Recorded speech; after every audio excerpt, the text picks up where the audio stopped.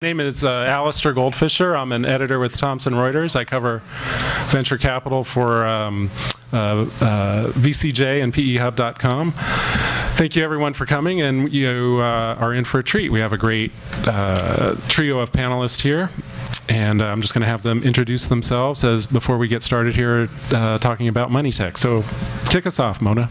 I'm Mona DeFraui. I'm CEO and founder of Equidity, and we are a platform that connects investors, late-stage investors, and the very best pre-IPO companies to help improve late-stage funding and IPOs. So I consider this the second biggest problem, pain point in Silicon Valley after trying to hire engineers. And it's definitely affecting a lot of the companies here. If you're considering IPOs, it's something that's important. My background has been in fundraising for almost 20 years. I was director of IR and VP of Corp Dev for 10 years, helping companies maneuver well in the public markets. Thanks. Dan. Hi, my name is Dan Rosen. I work at Highland Capital, where I have for the last 6 years. Highland is a VC firm, primarily early stage, although we will invest across stages. The majority of the investments we make are at Series A, although sometimes we invest at the seed stage, and other times we'll invest at later stages, but typically Series A. We've raised over $3.5 billion over the life of the firm across 8 funds. I've been around 24 years. And my own background is I've been in venture for, gosh, it feels like, I think it's 12 years, which sounds like a long time when I say it. The majority of what I focused on while I've been at Highland has really been in 2 areas. The first really started off in kind of mobile, both infrastructure all the way up to application layer. And then started really getting excited about payments and fintech, which is, I think, why I got the invite for this event. And so I've spent a lot of time there as well over the last 3 or 4 years and made investments in both categories. So thanks. I love how the room's filling up. Come on in, sit down. We're just going over introductions right now. Bill? Bill Ty, a partner with Charles River Ventures. I started the office out here in 2002, but I've been doing ventures since 1991, so a little over 20 years. I do primarily early stage, mostly seed and angel type funding these days. I think maybe the reason I ended up speaking here was I helped Philip Rosedale create the money system at Second Life many, many years ago. Well, great. Well, thank you again, everyone, for coming. And you're not here just to listen. You're going to participate, too. We're going to do an audience poll. We want to find out who's here in the audience. Let's begin with who here is starting a company and looking for funding? Maybe a quarter of you. Who here has raised rounds of funding and are looking to grow? Oh, maybe a bit more. Who here is an investor? Okay. Anything else we want to know about these people? Who here can give me a ride to? No, of course not. I'd like to know who here has the hottest startup in the room? Everyone. That's a good question. I want to know who could go public one day. Yes. Who wants to go public one day with their company? Okay. Great. Very good. Well, we have a great mix of audience members here. So, money tech funding. So let's talk about.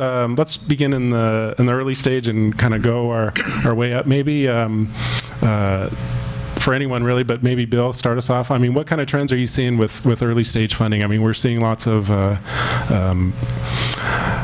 and 2-person shops raising tons of money, cash from angel investors, from individual investors. What kind of trends are you seeing that are important? Well, I think that's the obvious one. I think the biggest change over the 20-odd years I've been doing this is so if you think about what does a venture person do at the early stage, we're there to fund the part from formation to product market fit.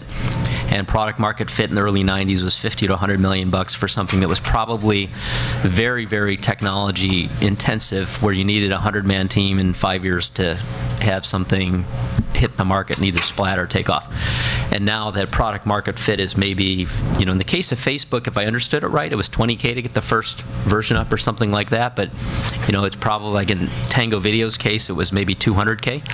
And I think because product market fit dollars are small and distribution in these things now are massive, companies like Tango got 1 million users in 10 days after launch, so you can prove yourself right or wrong a lot faster. So the fail fast kind of psychology works great.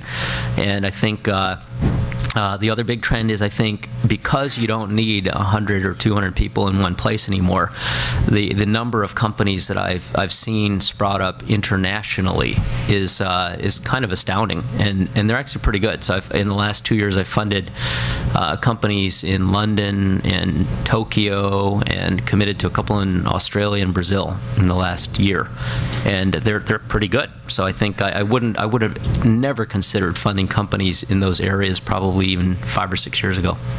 Are you looking in those areas because the valuations are so much better than they would be here? Yeah, you know, it's funny. I didn't actually proactively go to look in those areas, but sometimes there's products that I mentioned when we were talking earlier, but we happen to have been the first 250K into Twitter, and the first iterations of the Twitter interface weren't that great, so I found TweetDeck, and they happen to be in London. And the ones in Japan, I think, have been referrals where I wasn't sure I wanted to even meet them, but the entrepreneurs are great, and the products were pretty good. I'd say I tend to, if I look at things that are international as compared to the United States, in the USA, I will park money based on a team and an idea, where if they're in other countries, I'll tend to want to see a product. But there are products developing over there that look good. So it's not about valuation, it's about whether they're best in class. Brazil is hot, by the way. Another audience poll question: how many people started their company outside of the U.S.? Okay, a few. Anyone from Brazil? No. Serious. Oh, very good. Dan, is this a good thing? All these startups raising small amounts of cash. What do you make of all this that's happening in the VC industry? I mean, I think it's great for a lot of reasons. It certainly, we're probably changing the way we do business a little bit around the way that the industry is changing at the seed stage. I think it's good for everybody that startups require less capital, because I think you get to the meat of whether or not you have something or not more quickly. For us, I think at the angel stage, and if you're active at the angel stage, it's good news because you get to see a lot more progress on the money that you put in. For us, it actually, team always was the most important kind of metric and deciding factor. It still is, but for companies that are consumer facing, either mobile or web, we actually do demand, when we're investing at the Series A level, we do demand seeing product market fit exemplified in some way. And part of that is it's just too easy to develop product to be able to tell between the good ones and the bad ones if they aren't launched yet. I would say that the major exception for that are where you run across entrepreneurs you've known for a while, and you might take a little bit more of a flyer on them at the Series A level. But for the most part, when we're investing in a company that's consumer facing, especially if they've raised the seed round, we're expecting that there is a demonstrable sign of a product market fit. Very good. I love how crowded this room is. I said we needed to be upstairs in the bigger room, but they didn't listen to us. We'll open it up for questions at the end, but if someone has a burning question on the topic at hand, yeah, go ahead, sir. The core product market fit. In the context of financial services applications, how best do you try and define product market fit in terms of, I guess, metrics or traction and the way you define it? Your question is how do we find product market fit in the climate? I didn't get all that. Did you hear it? Financial services. In the context of the sort of money and technologies group, yeah, I'd say that is one of the areas is probably the most challenging, I would think, to raise a seed round and then go and then raise a Series A based upon product market fit proof. There's different people that have tried to do it in different ways. We've backed companies at the very earliest of stages in this area. I'd say categorically it's more challenging for companies in this space. So I think you have to seek out investors who understand the difference between this category and just general web. So if you think about a Simple Finance is kind of a company that raised some seed money and then raised a larger round. They couldn't get to product market fit on their first money. I mean, that's just reality. And we have a company in that space as well called Perk Street, sort of similar. They took them $3 million to get the product to market, and so they didn't have enough money to really go out and prove product market fit. And a lot of area financial services, rightly or wrongly, don't have network effects, right? So while it'd be great if they grew like Tango, unfortunately, often they grow, linearly with marketing investment. So kind of a different dynamic. What was the name of that company? Say that again. Your portfolio company? Our company is called Perk Street, which is the equivalent of it's sort of like ING Direct, but for checking accounts. Mm-hmm. The one other thing I guess it related to that is I think the financial tech area, because depending on where you are in it, it's likely to be a regulated space. There are other risk factors that venture people will worry about other than just product market fit.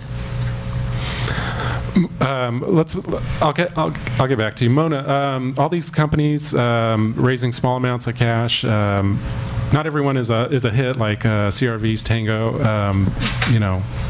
Facebook, how often does that come around? What's your take on all these startups that many are not going to survive, many are not going to hit the big time? What's your exit take on this? Well, and I think it's gotten a lot tougher over the last 10, 15 years. We used to have somewhere around 270 venture-backed IPOs a year, I think the number was, and now the average is, under 30. I mean, usually it's under 20 even. So for the last several years, I mean, this. So it's a much tougher market for an exit. So my focus has really been on the venture industry. They're really my client, so both entrepreneurs and investors. And this is an industry based on, making the investment in. You've got to get your money out at some point. So most of us aren't creating these companies so we can, retire doing them.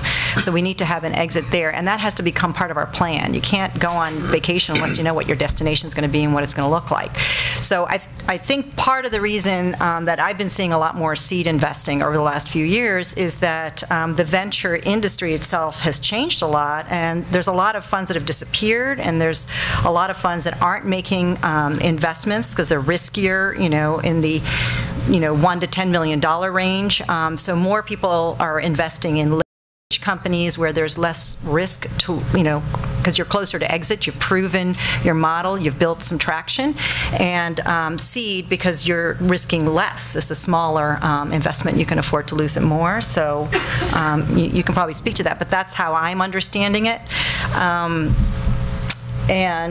I think that there is a lot we can do. I mean, obviously, I have a company that's focused on improving, IPO returns, creating liquidity for your equity, and so I do think that there's a lot that we can do collectively, and there's a lot that companies can do individually. There's always breakaway companies. OpenTable went public in April of '09. One of the worst markets ever. They were one of the first ones, to break out, like first venture-backed IPO in months, and they had tremendous success using coincidentally exactly the same model that I use. So there's a lot that we can do to change things. The venture industry has changed, and the model's changed. It's now, VC is now a source of reality TV. Well, let's jump into the Jobs Act. I want to talk about that and that effect and crowdfunding and is this positive, negative? What do you think the impact of that is going to be, guys?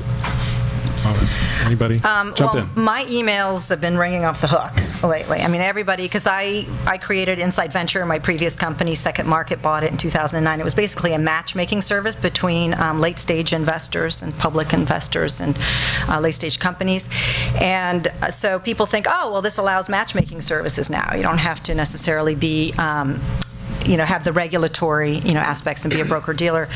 And, but I think it's a lot of noise to some degree. Mary Shapiro, head of the SEC, does not really like this bill. I think there's some very positive things because a lot of the accounting regulations for emerging growth companies were onerous. They are very expensive, but an extra couple of $1 million a year isn't going to break the bank. It's not going to stop a really terrific company from going public. The real issues with companies going public is really about, structural problems in the public market itself. It's the high-frequency, high-velocity trading.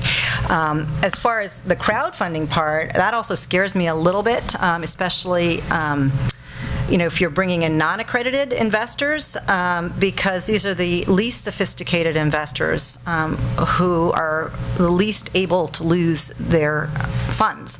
So it becomes more like gambling. So I think the SEC has 270 days to spell out their regulations. So as long as they can require information, so at least the consumers, remember why the SEC was created. The Acts of 1933 and 34 was to protect consumers from losing their money. And it was to provide them with information. And it was, to make this a requirement. The Act of 33 was to require companies to have prospectuses and to share this information. So right now, a lot of the, new markets, second market, shares posts, and so on, there is no information transparency. So those parts scare me. Yeah. I think it's hard. It's sort of, you'd imagine one of two things happens, which is, there'd be a bunch of companies who try to raise money, but the ones who are willing to give up the information aren't the ones you probably want to invest in, because it's just sort of an adverse. I think it gets to the point of which investors are you likely to get. I personally, I think there's an overestimation of how much consumer demand there is to invest in startup companies. Kickstarter and Indiegogo are good examples of companies that have made businesses, fledgling but growing nicely, really around different types of projects, projects that people have an emotional attachment to, or can really touch and feel, a physical product. You sort of think about the Shark Tank type product that we all identify with. When it comes to a mobile app, or something even more ephemeral, I'm questioning whether or not many people in Middle America are going to open up their wallets to invest in that without having any. And if they do, it is scary. Personally, I think so.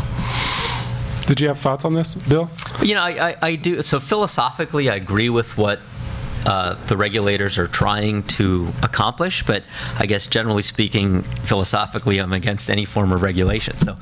So it's sort of, I have mixed feelings about it, but I think, if you think about why does Silicon Valley work, it's because it is the center place for liquidity of people, ideas, and money. So anything that lowers the friction of people meeting people, ideas getting vetted, and capital hitting the people and ideas, anything that lowers that friction is good, in my opinion. So whether it's Silicon Valley or anywhere else, I think one of the reasons I think this place became such a hotbed is because that's what this place has. And if you look at some of the other places, like say, take Berlin, lots of great smart people there, not that much money flow. And I think maybe because it's a little colder or something, they don't meet as often. So there are good companies, but there's not the explosion there that you have here. Now there's a little bit starting there.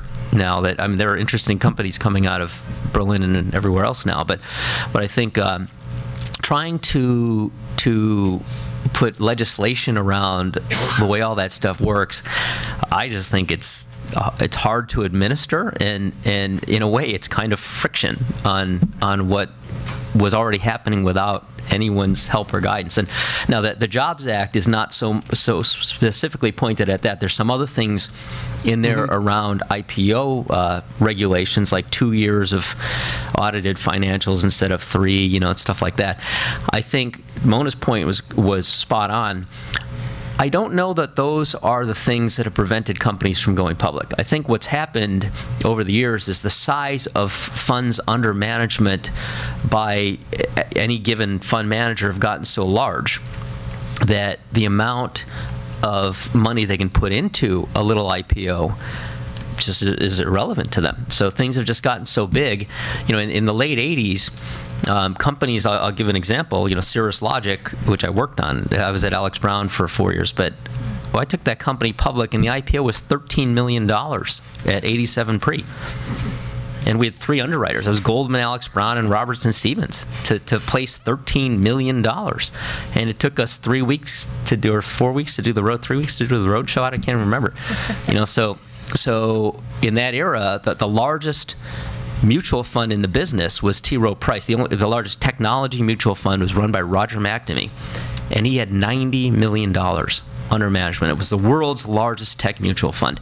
So he would invest in $13 million IPOs. But when those funds became $4 or $5 billion, mutual fund manager can only remember about 15 stocks, and at most they'll have like kind of 30 active in the portfolio. So you take $5 billion and divide it by 30. That kind of limits the position size that you'll take, and it ends up putting the fund into Microsoft and Intel and things like that, and the IPOs are not, they're just not relevant. So I don't know that 2 years versus 3 years of audited financials is going to fix that. But I think enthusiasm for the next Facebook might. So I think there's going to be more risk tolerance if Facebook. So as long as Facebook is not public, IPOs are going to do great. What? Because everyone's Say that waiting. again? It's all anticipation. Once it goes public, as long as they keep hitting their numbers, stuff will go public. And if they ever miss their numbers, the window's closed. So we got a couple years. Well, let's jump into that. We're going to have a Facebook IPO in less than a month, right? 3 or 4 weeks. What do you think the impact is going to be on what we're here to talk about today, funding innovation and money? So, I mean, you just said it, Bill. Kind of an interesting notion. I think a lot of people these are things anticipating it. Yeah, the stuff that's gapping up now, I think because Facebook is still on the come, it leaves open this gigantic headroom because people are sort of not sure where it's all going to end up. But I think once it's priced, it's going to be seen as sort of, the leading indicator. Mm-hmm. And if Facebook does well and keeps going up, or keeps delivering a P&L that allows it to keep going, then I think the window will stay open for a while as long as the macroeconomy doesn't fall. So Splunk went public before the Facebook IPO, but you don't think it would, say, after? Depends on how Facebook did, right? If Facebook was a rocket and kept going, probably it could still get public. If Facebook splatted and gapped down, I don't think anything will go public. I think a lot of the mutual funds will shut down. Say that, was there a question from the audience? I didn't hear that. Groupon. The Groupon effect. Well, I think people look at Facebook as a much larger, more meaningful, substantive company. And I think the Groupon was not taken that seriously. I think Groupon was able to get public because it was growing fast because Facebook hadn't gone public yet. But if Facebook had gone public and not worked, I bet Groupon wouldn't be able to get public.